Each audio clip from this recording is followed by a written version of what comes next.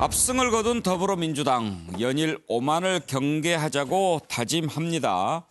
이해찬 대표는 열린우리당 시절까지 꺼냈는데요.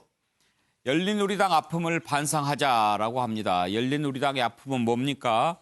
152명 당선됐죠. 과반 넘긴 그때 그랬는데 그 뒤로 어떻게 됐는지 그 아픈 것을 반성하고 반면교사로 삼자라고 하는 거죠. 자, 겸손하자라고 하는데 아까 윤건영 당선자 만나서도 얘기 나눴는데 지금 계속 겸손하자라고 하는데 이 다짐을 4년 내내 했으면 하는 바람입니다. 우리 당 상황 한번 봤었는데요. 자, 이해찬 대표 발언부터 들어볼까요? 이번 선거들을 돌이켜보면 국민들께서 주신 의석에는 그만큼의 책임이 따릅니다. 이런 사실을 결코 잊지 말고 항상 겸허한 자세로 국민의 뜻을 먼저 살펴 일하고 반드시 소기 성과를 거두어야 합니다.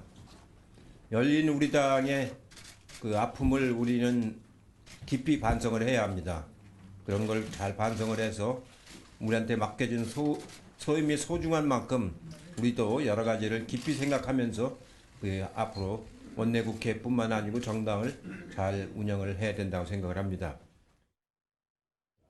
우리 국민들께서 저희에게 주신 책임을 이행하려면 국민의 뜻을 모으고 야당의 협조도 얻어야 합니다.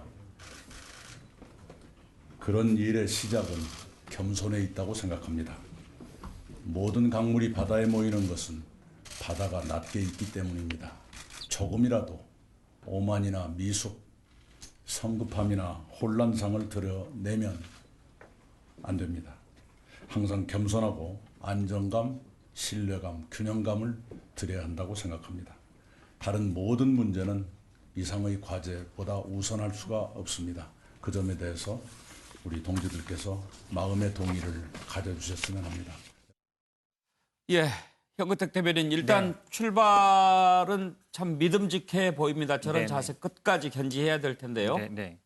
저희가 나온 배경이요. 그러니까 지금 2004년이죠. 17대 때 탄핵 이후에. 그러니까 민주당 계열이 단독으로 그 당시에 최초로 이제 과반 차지했죠. 152석이었습니다. 그래서 거의 최초였는데 근데 왜 어떻게 해서 이게 분당하고 지지율이 빠졌냐면 그 당시에 이제 4대 개혁 입법이 있었어요. 그 중에 가장 쟁점이 되는 게 이제 국가보안법이었는데, 그러니까 당내에서 국가보안법을 전부 개정하자, 아니면 폐지하자, 그다음에 일부만 개정하자고 아주 서로 치열하게 싸웠습니다. 그러면서 결국은 못했어요. 개정도 못했죠. 근데 또 그러다 보니까 지지율도 빠졌고, 그다음 나중에 또 분당까지 됐습니다. 나중에는 결국은 뺏겼죠.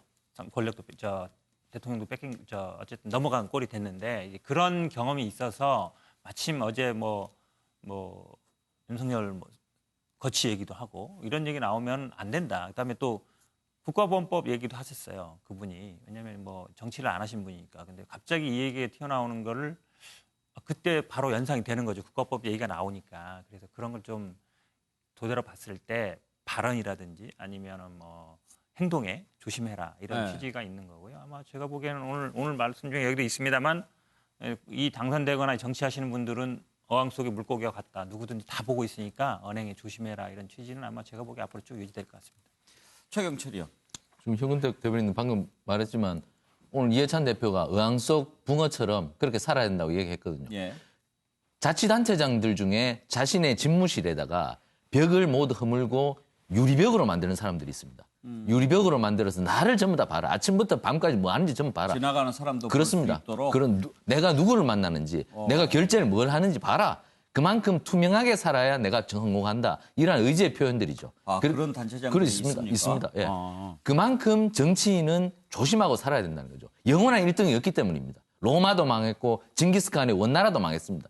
영원한 1등이었기 때문에 항상 1등은 외롭고 조심해야 되는 겁니다. 오늘 이해찬 대표가 이 표현을 잘했는데 구성원들이 정말 이것처럼 어항 속의 붕어처럼 산다면 다음 대선까지도 5연패도 가능하겠죠. 하지만 어항 속의 붕어가 그 어항 속에서 딴짓을 하다가 많은 유권자들에게 들킨다면 그것은 운명은 검은 장막 속으로 들어가겠죠. 그만큼 저는 조심하리라고 보는데 왜냐하면 2004년 열린우리당 시절에 그 나쁜 기억이 있기 때문에 그런데 그러나 사람은 언제나 완벽하지 못하기 때문에 실수가 있을 수밖에 없는데 그 부분에서 실수를 얼마나 최소화하느냐 그 실수를 미래통합당이 얼마나 강하게 파고드냐 이것이 관건이 될 겁니다.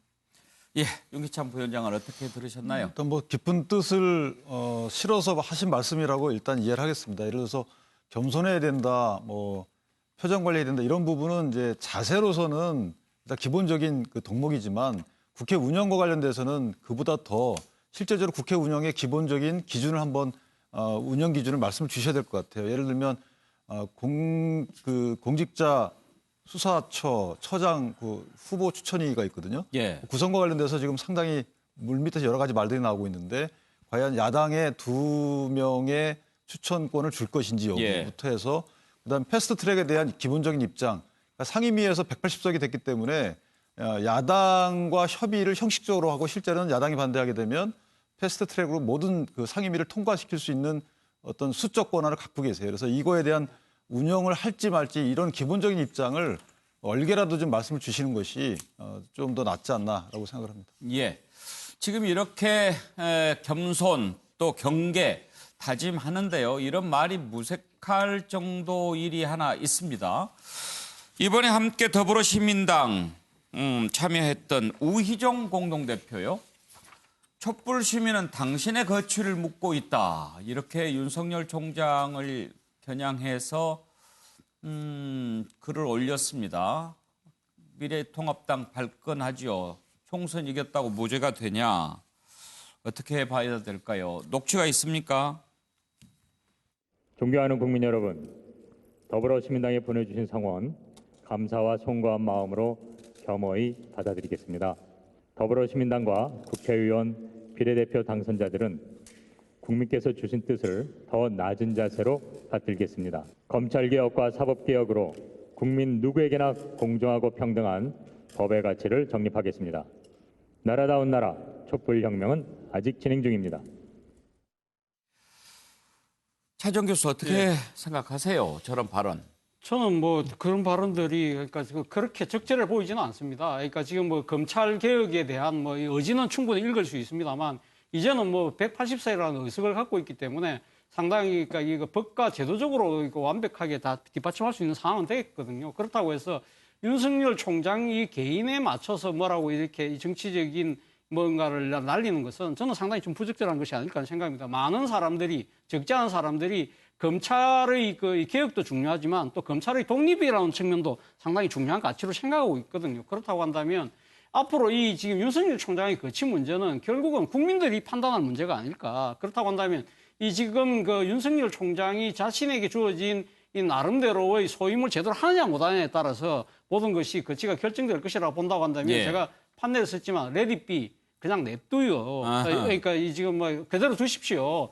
그러니까 지금 그러니까 검찰총장으로서의 나름대로 정확한 역할을 하는지 안 하는지 그건 아마 상당히 민심과 여론이 판단할 것이다. 거기에 따라서 결정하는 것이 낫지 않을까 하는 생각이 듭니다.